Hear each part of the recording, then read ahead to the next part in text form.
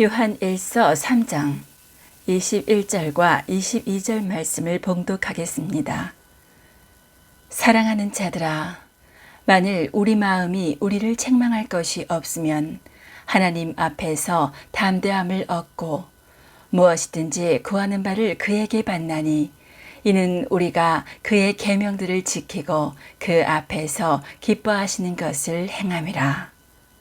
능력 있는 신앙을 위한 세 가지 요소, 이런 제목으로 말씀을 드리겠습니다. 신앙의 능력을 판단하는 기준이 뭘까요? 저 성도님은 참으로 능력이 있어. 그의 신앙은 능력이 있어. 이렇게 판단할 수 있는 기준이 뭐가 있겠습니까? 여러 가지가 들 수가 있어요. 하나님께서 그 성도에게 맡겨주신 그 일을 감당하기 위하여서 하나님께서 특별한 은사를 주셨는가? 특별한 환경을 섭리하셨는가? 재능을 베푸셨는가? 이것을 볼 수 있을 것이고요. 또 그 사람이 다른 이들에게 진리를 잘 전하였느냐? 명확하게 증거하였느냐? 이걸 들 수도 있을 것이고, 얼마나 많은 사람들에게 복음을 전하였는가, 이것을 또한 들 수 있을 것입니다. 그리고 그가 기도한 내용에 대하여서 하나님께서 얼마나 많이 응답해 주셨는가, 빈번하게 적극적으로 응답해 주셨는가, 이것을 또한 능력의 척도로 들 수 있을 겁니다. 오늘은 이러한 여러 가지 기준들 중에 기도한 것에 대하여서 하나님께 응답받는 것, 이것을 주목하여 말씀드리고자 합니다. 즉, 이 시간에 우리가 나누는 이 말씀 가운데에 능력 있는 신앙이라고 한다면, 이것은 바로 우리가 하나님께 기도한 것에 대하여서 많이 응답을 받는 것을 뜻한다라고 이해를 하시면 되는 겁니다. 오늘 본문에서 사도 요한은 우리가 무엇이든지 구한 바를 하나님께로부터 받는다, 이렇게 선언했어요. 그런데 그 이유가 뭐라고 했습니까? 우리가 그의 계명들을 지키고 그 앞에서 기뻐하시는 것을 행하기 때문에, 그렇기 때문에 구한 그것을 받는다, 이렇게 말씀했단 말이에요. 우리가 하나님께 기도를 응답받기 위해서는요, 너무나 당연하게도 나의 기도를 하나님께서 기뻐하셔야 합니다. 그런데 이 말은 그 본질상의 의미가 무엇이냐? 하나님께서 나를 기뻐하신다는 거예요. 하나님이 미워하시는 사람이 있는데 그 사람이 기도하는 내용이 성경에 일치되는 내용일 수도 있잖아요. 하나님이 미워하시는 자가 하는 그런 기도를 하나님이 기쁘게 들어주실 리가 만무한 겁니다. 즉, 하나님이 그 기도를 기뻐하신다라는 건 하나님께서 그 사람을 기뻐하신다라는 뜻인 거예요. 그렇다면 우리가 하나님께서 기뻐하시는 자가 되기 위해서는 어떻게 해야 될까요?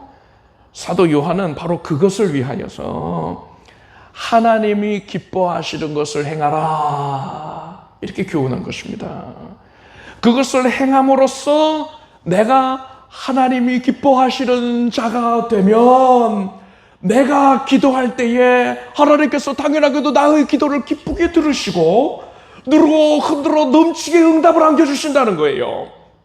이 시간에 저는 하나님을 기쁘시게 해드리기 위해서 우리가 무엇을 해야 하는가에 대해서 말씀을 드릴 것입니다.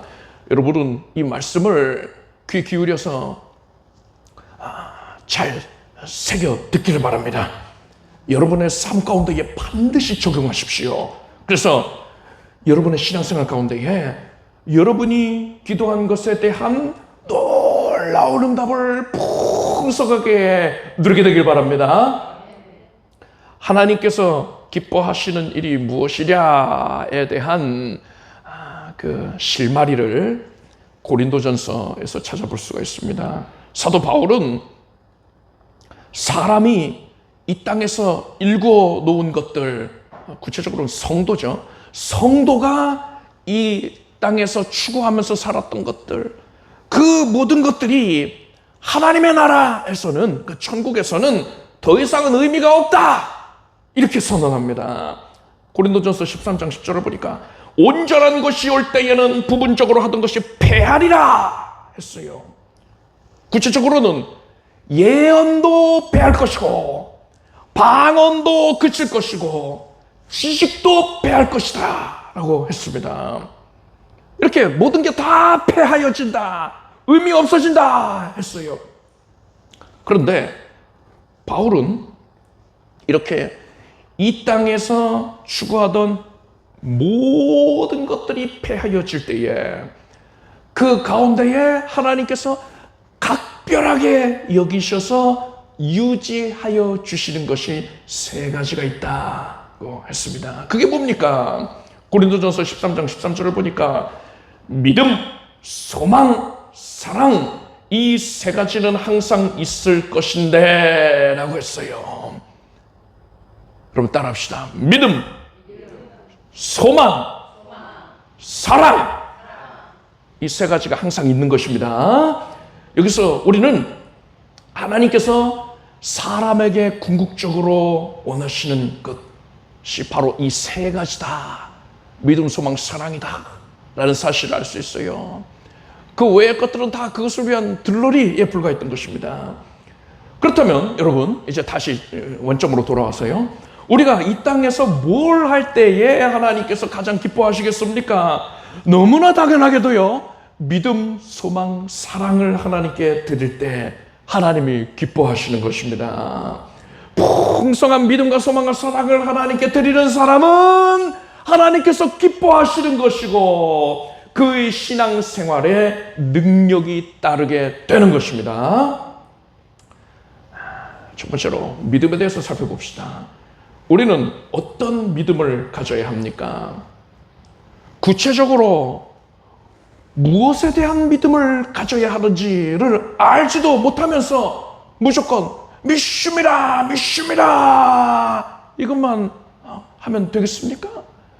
저는 그런 분들을 정말 많이 만나봤어요. 아, 믿음 좋군요, 이런 말 많이 듣는 성도님인데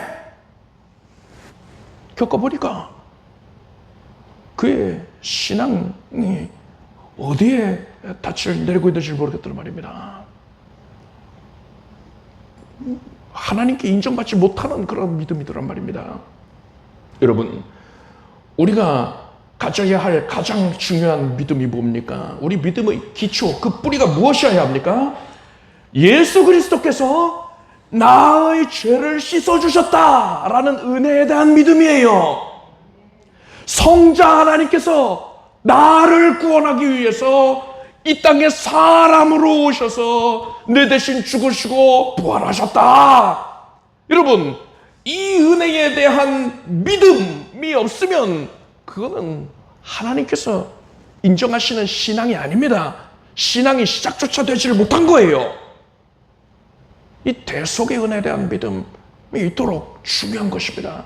근데 이거 왜 다른 믿음에만 정신이 팔려있고 대속은 경홀히 여기는 경우들을 여러 보았단 말입니다. 절대로 그런 일이 있어서는 안 되는 것이요.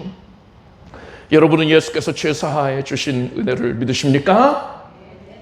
그렇다면 우리는 이제 이 믿음, 죄사함에 대한 은혜에 대한 믿음을 기초로 해서, 이것을 뿌리로 해서 점차 이 믿음을 확장시켜 나가야 됩니다. 어디로까지 확장해야 됩니까? 로마서 8장 15절을 보니까 너희는 다시 무서워하는 종의 영을 받지 아니하였고 양자의 영을 받았으므로 아바 아버지라 부르시더니라 하고 했습니다.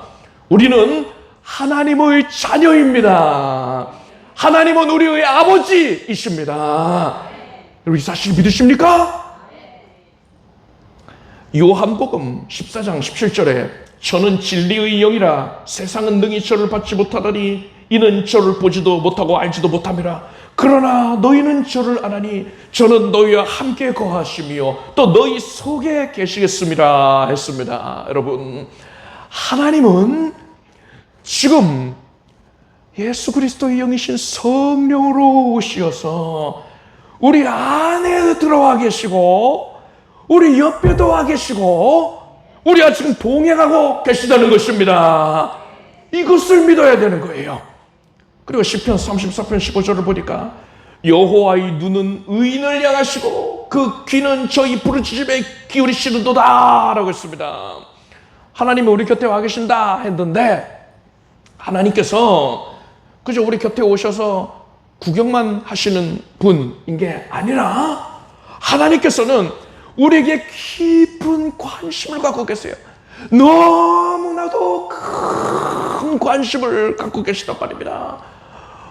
어머니가 어린 아기를 향하여서 시선이 집중되어 있는 것처럼 우리에게 모든 시선이 집중이 되어 있어요.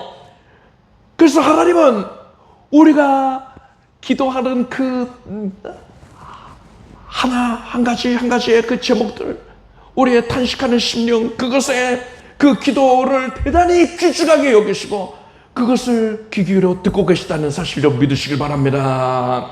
지금도 하나님은 우리의 기도를 듣고 계십니다. 누가복음 1장 37절을 보니까 대저 하나님의 모든 말씀은 능치 못하심이 없느니라 했습니다.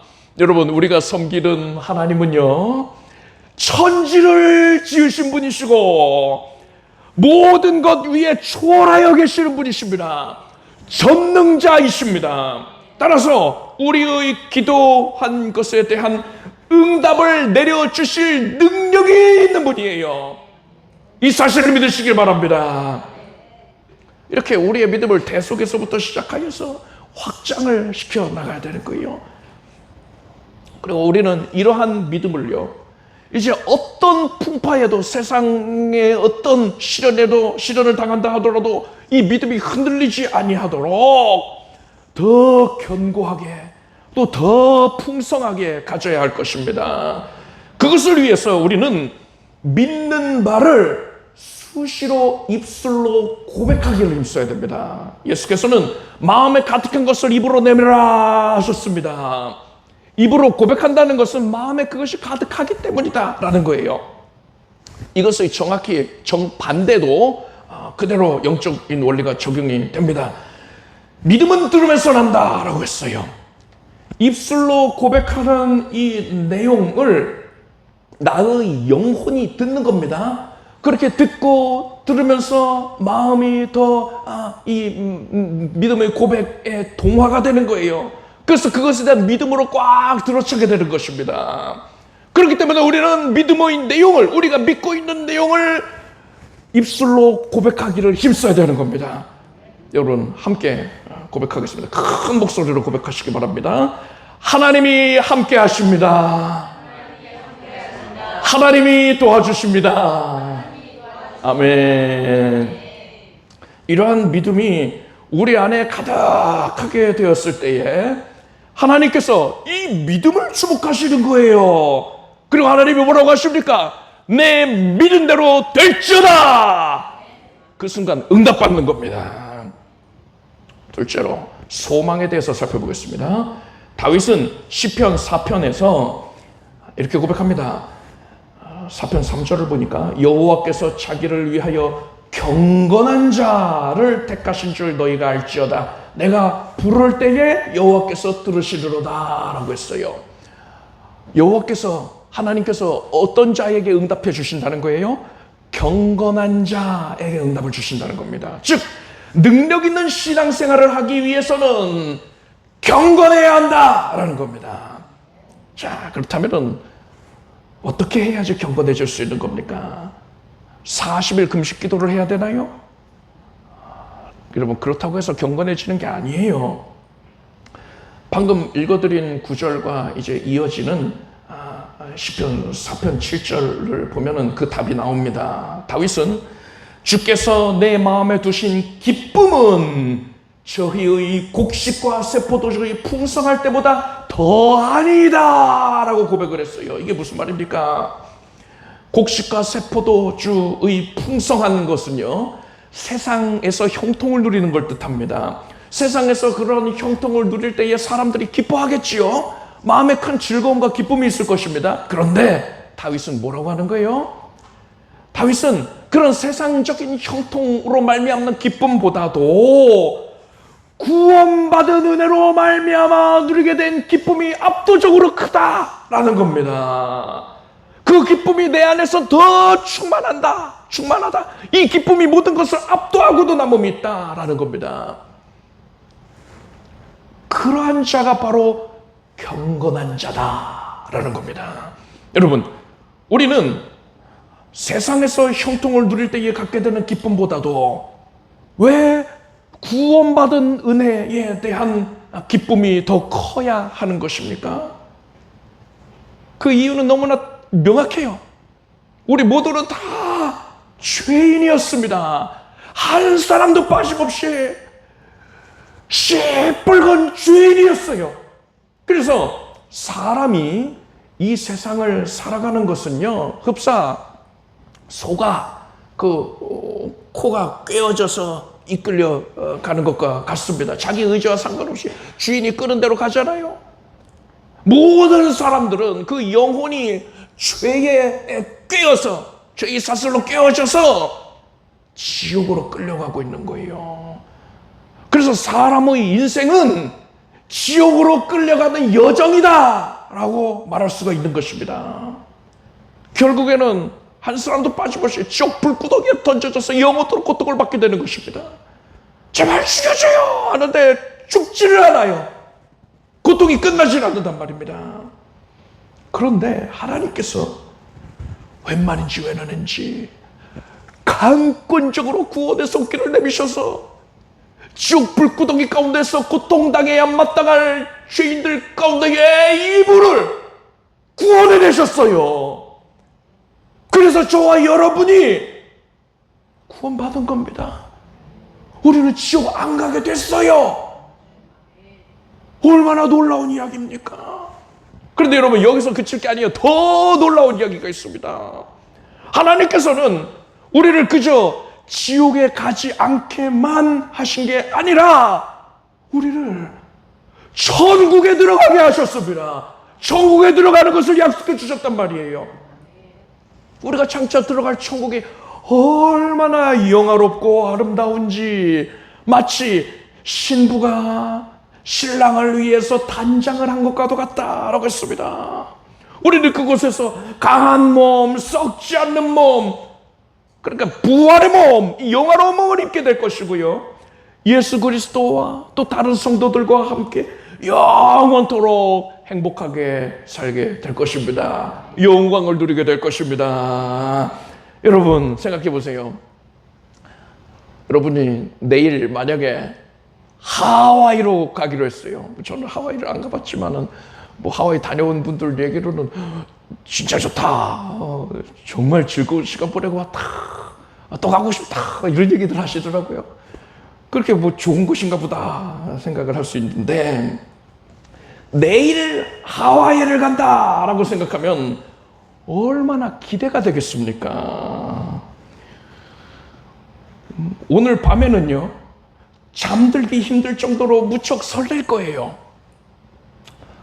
내일 드디어 하와이에서 그렇게 즐거운 시간을 보내겠구나 하고서는 잠 이루기를 힘들 것입니다. 여러분, 이 세상의 휴양지에 불과한 하와이를 간다 해도 이토록 그 전에 소망이 가득할 것인데, 여러분, 우리가 갈 곳은 이 하와이 정도가 아니라 하나님이 예비해 두신 하늘의 도성 천국입니다. 천국에 가기로 예비된 자라면은 천국을 특히 사모하고 소망하는 게 너무나도 당연한 거예요. 그렇기 때문에 히브리서 기자는 11장 16절에서 저희가 이제는 더 나은 본향을 사모하니 곧 하늘에 있는 것이라. 그러므로 하나님이 저희 하나님의 일컬음 받으심을 부끄러워 아니하시고 저희를 위하여 한 성을 예비하셨느니라 했습니다. 다윗은 이렇듯 천국에 대한 소망을 가득 품고서 이것을 기뻐하는 자가, 그러니까 천국을 기뻐하는 자가 바로 하나님 앞에 경건한 자다라고 고백한 거예요. 여러분, 이 세상에서의 삶은요, 고되고 힘든 그 괴로운 것들의 연속이라고 할 수 있습니다. 그렇지만 우리는 장차 내 아버지의 집 천국에 들어가게 될 것입니다. 따라서 여러분은 천국을 소망하고 지극히 기뻐하기를 바랍니다. 여러분, 천국을 소망하십니까? 그렇다면 하나님이 보실 때에 여러분이 바로 경건한 자인 거예요. 이 세상보다도 천국을 사모하고 있는 자가 바로 경건한 자인 것입니다. 그 사람이 아무리 연약하다 하더라도, 아무리 못나게 굴었다 하더라도, 죄가 있다 하더라도 상관없어요. 그런 것들을 이미 예수님이 덮어버리셨단 말입니다.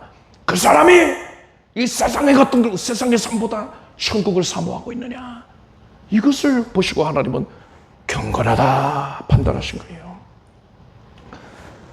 여러분, 이렇게 우리가 경건한 자라고 하나님께 판단을 받는다 하더라도요, 우리도 알고 있어요. 우리는 아직까지도 종종 죄를 짓는단 말입니다.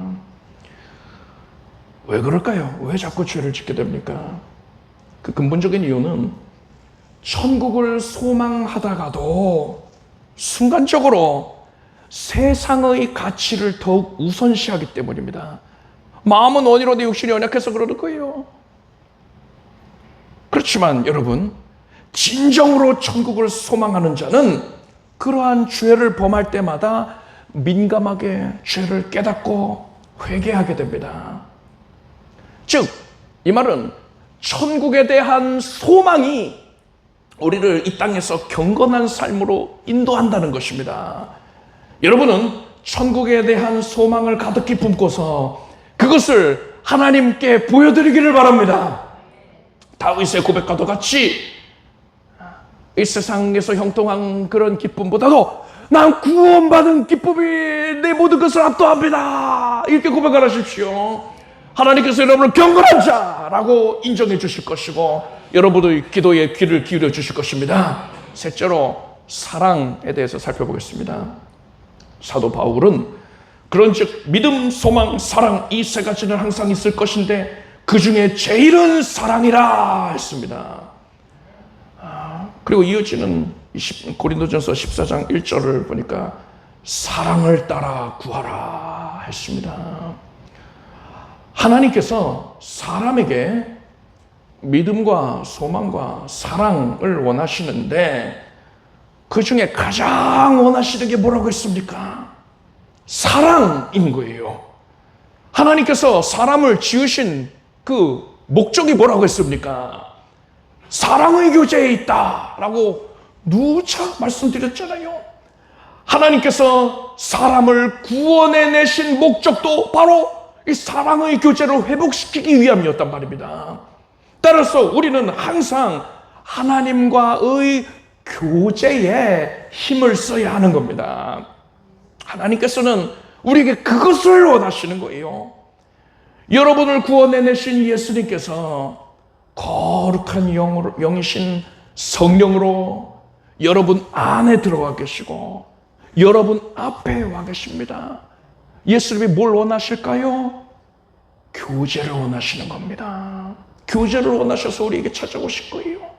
그런데 우리는 이 사실을 망각하고서 하나님이 나한테서 멀리 떨어져 계신 저 높은 보좌 위에만 계시는 분이다, 이렇게 막연하게 생각하고서는 하나님과 교제하는 것을 등한히 여길 때가 있습니다.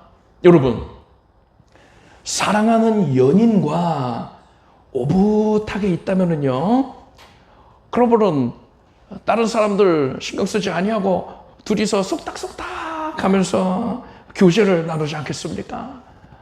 누가 말리려고 해도 말릴 수가 없을 거예요. 너무나 사랑하니까는 계속 사귐이 있을 것입니다.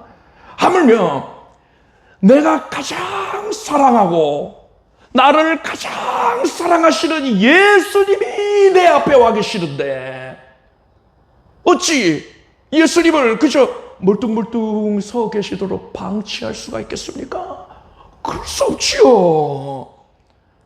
여러분, 예수님과 은밀한 교제를 나누길 바랍니다. 끊임없이 예수님께 감사를 드리십시오. 예수님, 이것도 감사하고 이것도 감사하고 저것도 감사합니다. 계속 감사를 드리고 예수님의 은혜를 찬양하십시오. 큰 목소리로 노래하라 이게 아니에요. 예수님을 높이는 겁니다. 예수님, 영화로우신 예수님, 내가 예수님을 기뻐합니다. 예수님 높임 받아주세요. 이게 바로 찬양인 겁니다. 그리고 여러분은 다양한 방법으로 예수님을 향한 사랑을 고백하기를 바랍니다. 이 말을 듣고서 성도님들 중에는 아이고 그건 좀 어려운 일이다. 내가 나이가 이렇게 지긋한데 그런 행동을 하는 것은 좀 어린 사람들한테나 적합하지. 나는 좀 더 진중한 모습으로 무게감 있는 모습으로 그렇게 신앙생활을 하고 싶다. 내 성향은 아니다. 이렇게 생각하시는 분이 계실지도 모르겠어요. 그런데 여러분이 하나님 앞에서 그렇게 적극적으로 사랑을 표현하고 교제를 하는 이런 모습으로는요, 오직 하나님만 아십니다. 다른 사람이 몰라요. 하나님이 나만 알 거야.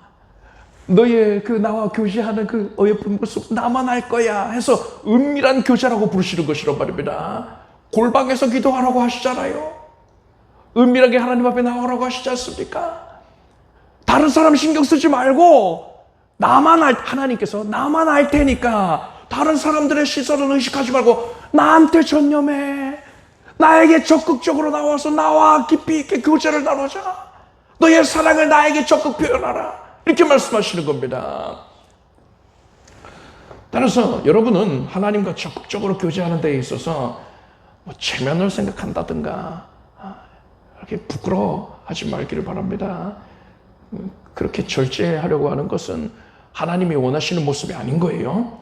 생각해 보십시오. 3살짜리 아이가 하나님께 적극적으로 사랑을 고백하고 있어요. 예수님, 나는 예수님이 이래서 좋고요. 또 이래서 좋아요. 나 예수님 너무너무 감사하고 사랑해요. 이렇게 아이가 진심으로 예수님께 그렇게 마음을 표현하고 있다고 해보십시오.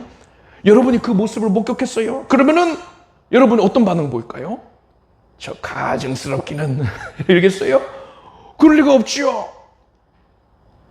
너무나 그 순수한 마음이 어여뻐서 대견하게 여길 겁니다. 참 잘한다 하고서는 그 아이를 사랑의 눈길로 바라보지 않겠습니까? 여러분, 그런데 우리 하나님께서 여러분을 바로 그런 눈빛으로 바라보고 계시는 거예요. 하나님 앞에서 우리는 한 사람도 빠짐없이 아무리 나이가 지긋한 분이라 하더라도 상관없이요, 다 어린 아이와 같습니다. 아무리 나이가 많은 성도님들이라 하더라도 하나님 앞에서는요, 코 흘리게 아이와 다를 바가 없는 거예요. 그걸 알아야 돼요. 그러니까 내가 체면 차리고 무게 잡고 할 필요가 없는 겁니다. 여러분, 하나님 앞에서 모든 자존심을 내려놓으시길 바랍니다. 나를 창조하신 분 앞에서 내가 무슨 자존심이 필요합니까? 모든 체면도 다 내려놓으십시오. 여러분은 그저 나를 어여삐 여겨주시는 하나님께 여러분의 사랑을 고백하는 데에 조금 더 주저함이 없기를 바랍니다. 따라서 고백하십시오. 나의 하나님, 감사합니다. 찬양합니다. 사랑합니다. 많이 사랑합니다. 아멘. 자, 여러분, 하나님께서는요, 나를 사랑하는 자들이 나의 사랑을 입으며 나를 간절히 찾는 자가 나를 만날 것이라 하셨습니다. 여러분이 하나님을 향하여서 뜨거운 큰 사랑을 적극적으로 보여드리면은요, 하나님께서 여러분을 만나주십니다. 기도를 들어주시는 것입니다. 하나님께서 우리에게 궁극적으로 무엇을 받으시기를 원하신다 하였습니까? 믿음, 소망, 사랑이라 했어요. 이것을 하나님께 보여드리는 사람은, 그것을 하나님께 드린 자는 하나님을 기쁘시게 하여야 될 것이고 신앙생활의 능력이 따르게 된다 했습니다. 따라서 우리는 더 많은 풍성한 믿음, 소망, 사랑을 하나님께 드리기 위해서 힘써야겠지요. 내 안에 있는 믿음, 소망, 사랑을 더 성장시키기를 힘써야 되는 겁니다. 이제 그 구체적인 방법을 말씀드리겠습니다. 여러분, 우리가 분명히 알아야 될 게 있습니다. 믿음과 소망과 사랑은 각각 독자적으로 떨어져 있는 게 아니에요. 사랑을 통해서 유기적으로 연결이 되어 있습니다. 우리가 하나님과의 사랑의 교제가 깊어져서 하나님과 친밀해질수록 하나님께서 나에게 응답해 주실 것을 더욱 확실히 믿을 수 있지 않겠습니까? 사랑으로 말미암아 믿음이 더하여지는 거예요. 그리고 여러분, 우리가 하나님과의 교제를 통해서 예수 그리스도의 사랑의 넓이와 길이와 높이와 깊이가 어떠한지를 깨달으면 깨달을수록 하나님이 그토록 사랑하는 나를 위하여서 예배해 놓으신 천국, 그 천국이 얼마나 영화로울지, 영광스러울지 그것을 사모하는 마음이 더 간절해지지 않겠습니까? 사랑으로 말미암아서 소망이 더해지는 것입니다. 이렇듯 사랑으로 말미암아 믿음과 소망이 더하여진다는 것을 우리는 알아야 돼요. 그런데 만약에 어떤 성도가 하나님을 향한 사랑에 집중하지 아니하고 나는 믿음을 키워야지, 나는 소망을 키워야지 하고서 이것만 독자적으로 키우려고 애쓴다면 믿습니다, 믿습니다 이런 모습 보이게 되는 거예요. 알맹이는 없고 껍데기뿐인 믿음과 소망이 되는 겁니다. 이것은 참 믿음과 참 소망이 아니에요. 그렇기 때문에 실제로 하나님을 기쁘시게 해드릴 수가 없습니다. 그렇기 때문에 사도 바울은 골로새서 3장 14절에서 이 모든 것 위에 사랑을 더하라. 이는 온전하게 매는 띠니라. 이렇게 권면하였던 것입니다. 여러분은 하나님과의 사랑의 교제에 힘쓰므로써 하나님을 향한 믿음과 소망을 성장시켜 나가게 되길 바랍니다. 오늘은 우리가 능력 있는 신앙생활을 하기 위해서 어떻게 해야 되는가에 대해서 살펴보았습니다. 여러분, 기도에 응답받기를 원합니까? 그래서 능력 있는 신앙생활을 하기를 원합니까? 그러기 위해서는 우선 우리가 하나님이 기뻐하시는 자가 돼야 돼요. 그러기 위해서는 어떻게 해야 된다고 했습니까? 그 답이 오늘 본문 말씀인 것입니다. 주보에 오늘 본문 말씀이 실려 있지요. 여러분, 주보를 보시고 오늘 본문 말씀을 우리가 이렇게 깨달은 마음 가지고서 다시 대하면은 각별한 감동이 있습니다. 여러분, 이 주보에 나와 있는 본문 말씀을 우리가 큰 목소리로 함께 고백을 하겠습니다. 사랑하는 자들아, 만일 우리 마음이 우리를 책망할 것이 없으면 하나님 앞에서 담대함을 얻고 무엇이든지 구하는 바를 그에게 받나니 이는 우리가 그의 계명들을 지키고 그 앞에서 기뻐하시는 것을 행함이라. 여러분, 하나님이 기뻐하시는 바가 뭐라고 했습니까? 믿음과 소망과 사랑에 있다 하였어요. 따라서 우리의 신앙생활의 능력이 따르기 위해서는 믿음, 소망, 사랑이라는 이 세 가지 요소를 성장시켜야 하는 겁니다. 어떻게 성장할 수 있다 했습니까? 여러분, 하나님을 사랑하기에 힘쓰십시오. 정답은 그거예요. 하나님을 간절하게 적극적으로 사랑하십시오. 그 사랑을 여러분이 모든 체면 버려놓고 은밀한 교제 가운데 그 사랑을 다양하게 표현을 하십시오. 하나님을 사랑함으로써 하나님을 향한 믿음을 성장시키고 하나님을 사랑함으로써 또 천국에 대한 소망을 더 간절히 갖게 되기를 바랍니다. 여러분 안에 믿음과 소망과 사랑이 장성한 분량으로 자라서 하나님의 기뻐하시는 자가 되길 바랍니다. 그래서 여러분이 간절히 기도한 그 내용에 대해서 하나님이 기쁘게 받으시고 응답을 넘치게 부어주시기를 바랍니다.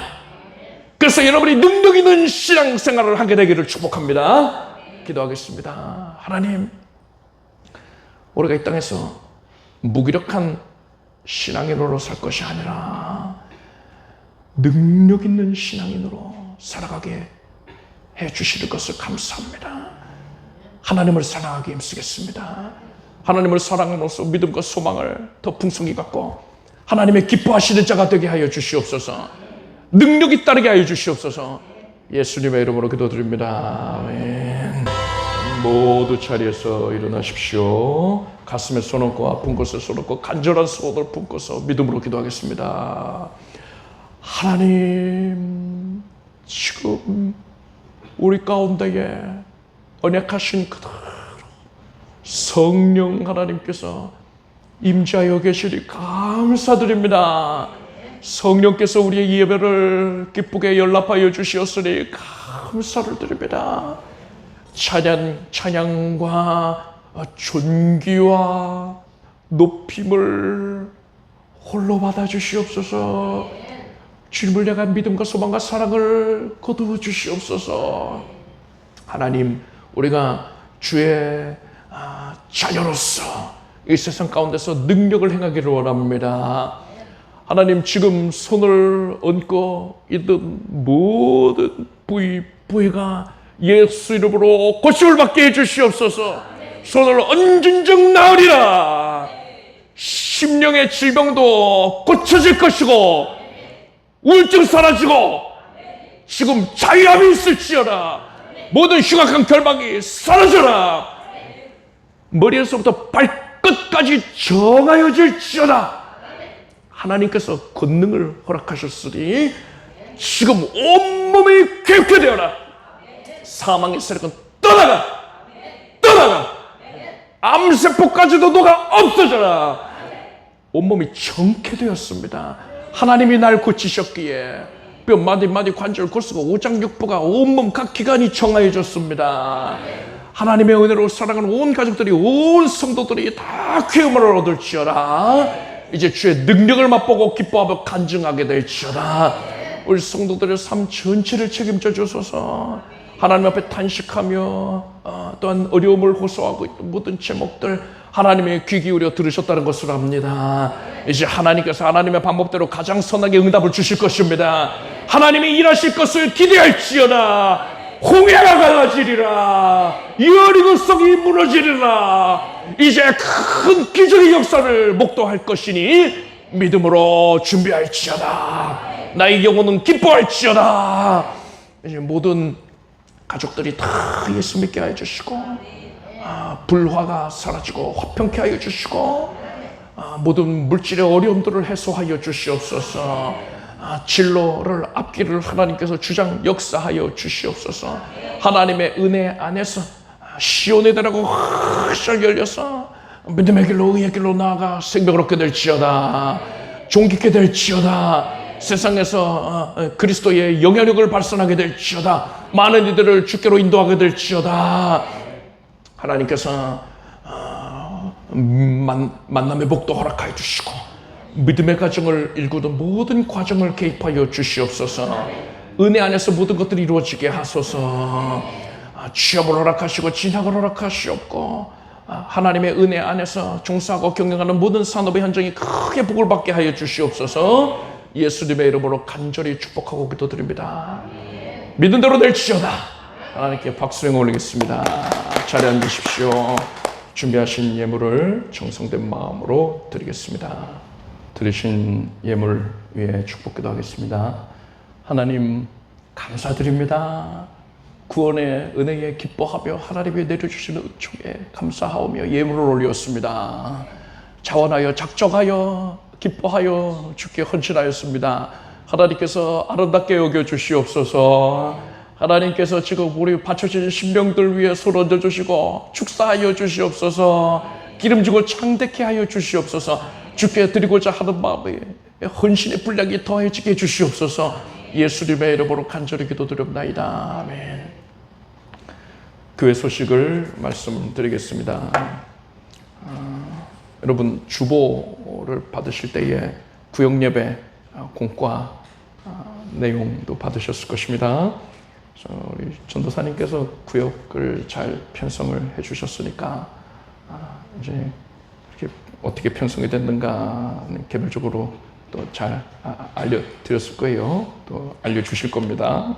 그래서 각 구역의 구역장님께서는 해당 구역에서 이제 모여서 예배 드릴 때에 이 구역 공과 자료를 활용을 해서 예배를 드리시고, 그리고 중요한 것은 우리가 지난주에 말씀드리지 않았습니까? 합심하여서 기도해야 된다.